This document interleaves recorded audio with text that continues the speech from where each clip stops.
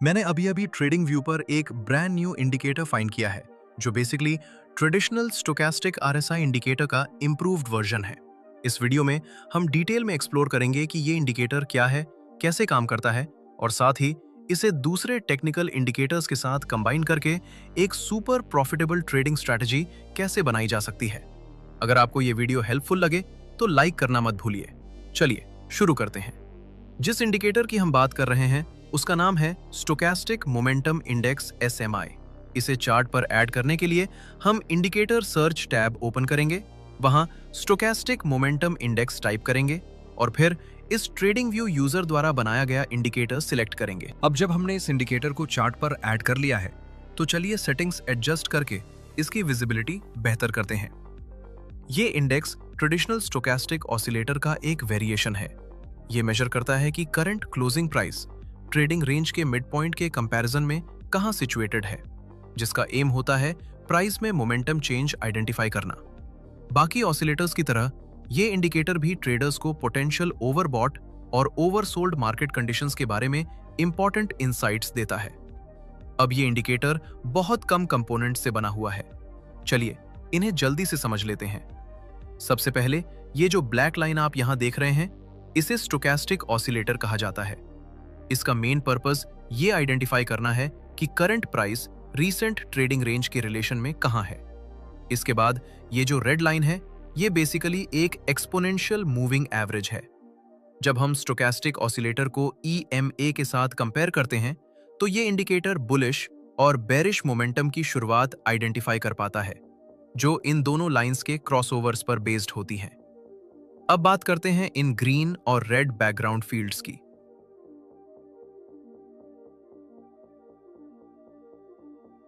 नीचे की तरफ जो ग्रीन फिल दिखाई दे रही है वो ओवरसोल्ड मार्केट कंडीशन को रिप्रेजेंट करती है।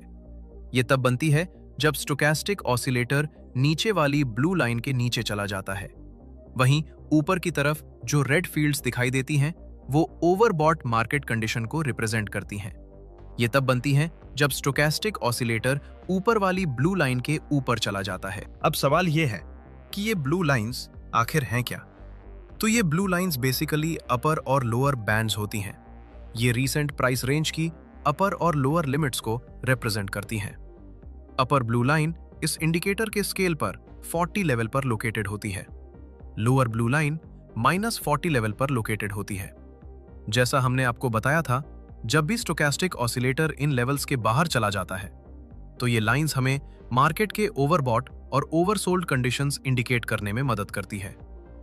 अब जब हमें यह समझ आ गया है कि ये इंडिकेटर किस किस चीजों से बना है, तो अगला सवाल आता है, ये काम कैसे करता है?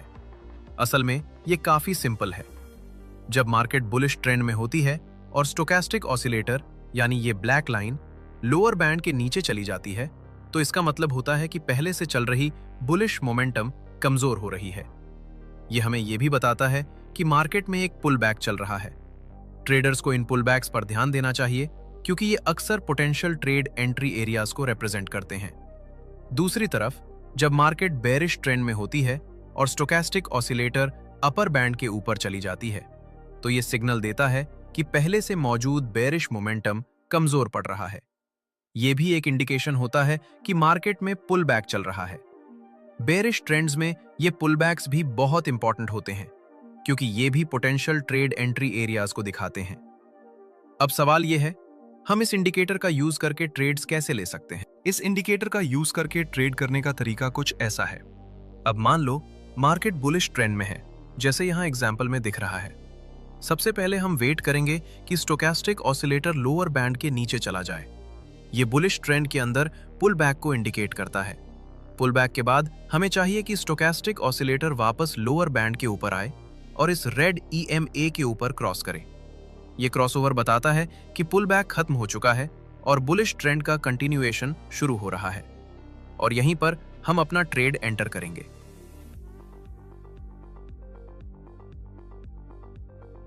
शॉर्ट ट्रेड के लिए बिल्कुल इसका ऑपोजिट होगा। बेरिश ट्रेंड के केस में, जैसे यहां एग्जांपल में है, हम वेट करेंगे कि स्टोकेस्टिक ऑसिलेटर अपर बैंड के ऊपर चला जाए। ये बेरिश ट्रेंड के अंदर पुल बैक को इंडिकेट करता है। पुल बैक के बाद हमें देखना है कि स्टोकेस्टिक ऑसिलेटर वापस अपर बैंड के नीचे आए और इस रेड EMA के नीचे क्रॉस करे। ये क्रॉसओवर बताता है कि पुल बैक एंड हो गया है और बेरिश ट्रेंड का कंटिन्यूएशन शुरू हो रहा है, और यहीं पर हम अपना शॉर्ट ट्रेड एंटर करेंगे। अब इन दो ट्रेड एग्जांपल्स को देखते हुए आप नोटिस करोगे कि ये ट्रेड्स ओवरऑल ट्रेंड की डायरेक्शन में लिए गए थे। अब सवाल आता है, हम कैसे कंफर्म करें कि मार्केट बुलिश ट्रेंड में है या बेरिश ट्रेंड में। सबसे सिंपल तरीका है ट्रेंड लाइन ड्रॉ करना, लेकिन प्रॉब्लम यह है कि ट्रेंड लाइंस काफी सब्जेक्टिव होती हैं। इस सब्जेक्टिविटी से बचने के लिए हम एक इंडिकेटर यूज कर सकते हैं जिसका नाम है EMA क्लाउड बाय यो एड्रियन।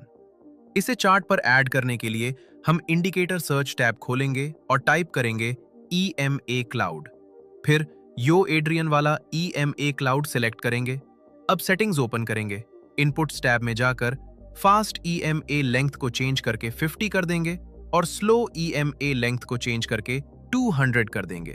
अब स्टाइल टैब में जाकर तीनों प्लॉट ऑप्शंस को अनचेक कर देंगे। इसके बाद ओके पर क्लिक करेंगे। अब हमारे चार्ट पर एक ब्यूटीफुल ट्रेंड क्लाउड दिखाई देगा। ये क्लाउड बेसिकली 2 EMA से बना है, ऊपर 50 पीरियड EMA, नीचे 200 पीरियड EMA।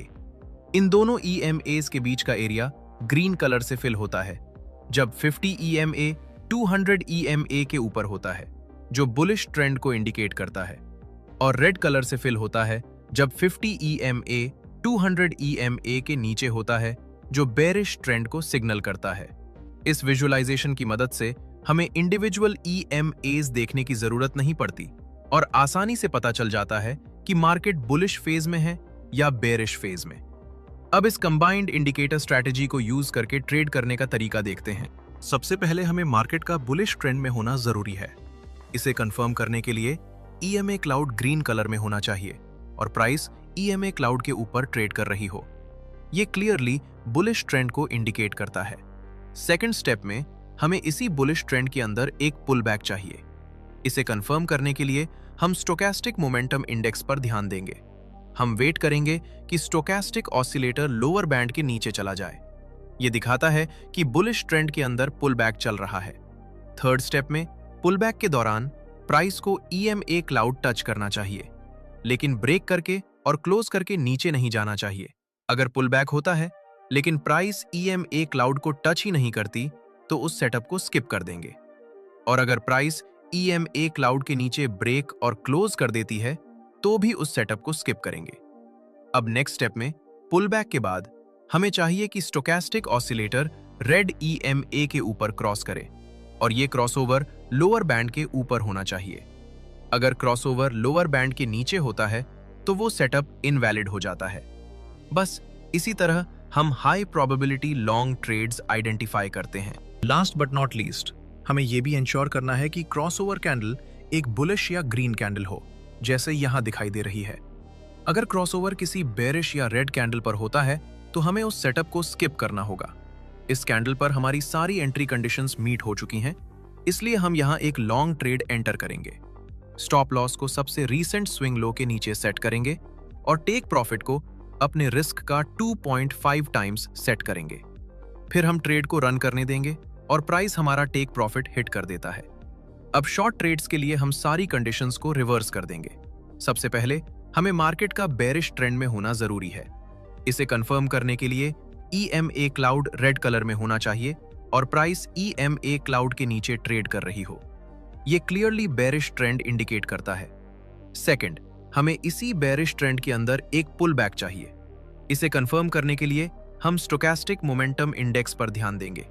हम वेट करेंगे कि स्टोकेस्टिक ऑसिलेटर अपर बैंड के ऊपर चला जाए। यह शो करता है कि मार्केट बेरिश ट्रेंड के अंदर पुल बैक में है। थर्ड, पुल बैक के दौरान प्राइस को EMA क्लाउड टच करना चाहिए, लेकिन ब्रेक करके और क्लोज करके उसके ऊपर नहीं जाना चाहिए। नेक्स्ट, पुल बैक के बाद हमें चाहिए कि स्टोकेस्टिक ऑसिलेटर रेड EMA के नीचे क्रॉस करे और ये क्रॉसओवर अपर बैंड के नीचे होना चाहिए। अगर क्रॉसओवर अपर बैंड के ऊपर होता है तो वो सेटअप इनवैलिड हो जाता है। लास्ट बट नॉट लीस्ट, हमें यह भी इंश्योर करना है कि क्रॉसओवर कैंडल एक बेरिश या रेड कैंडल हो, जैसे यहां दिख रही है। अगर वो बुलिश या ग्रीन कैंडल होती है तो हमें उस सेटअप को स्किप करना पड़ेगा। इस कैंडल पर हमारी सारी एंट्री कंडीशंस मीट हो चुकी हैं, तो हम यहाँ एक शॉर्ट ट्रेड एंटर करेंगे। स्टॉप लॉस को सबसे रीसेंट स्विंग हाई के ऊपर सेट करेंगे और टेक प्रॉफिट को अपने रिस्क का 2.5 टाइम्स सेट करेंगे। फिर हम ट्रेड को रन करने देंगे और प्राइस हमारा टेक प्रॉफिट हिट कर देगा।